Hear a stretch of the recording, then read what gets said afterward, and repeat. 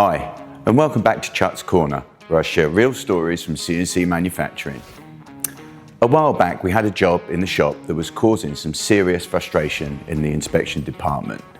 We had a part where the profile was coming back out of tolerance on the CMM, but the machinists were convinced the part was good.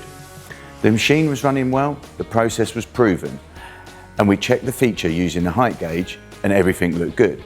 So we started digging into it. When we measured the profile relative to itself, it was within tolerance. But as soon as we established the proper Datum reference frame, the way the engineering drawing actually intended the part to be inspected, the profile failed. That's when we started looking into the manufacturing process. The problem was in the setup. We were machining one Datum in Op 10, then transferring the part to Op 20, where we machined the other two Datums and the profile feature. During that transfer, we weren't refining the alignment enough to maintain the relationship between the two Datums. The individual features looked good, the dimensions checked out, but once the CMM established a proper coordinate system using the actual Datum reference frame, the true relationship between those features was revealed.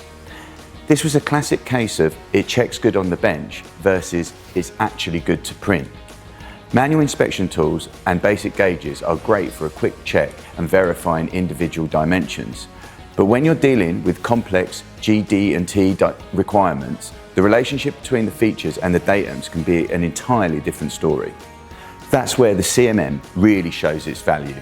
It allows you to establish the coordinate system exactly as the drawing intended and measure the part relative to the actual datums.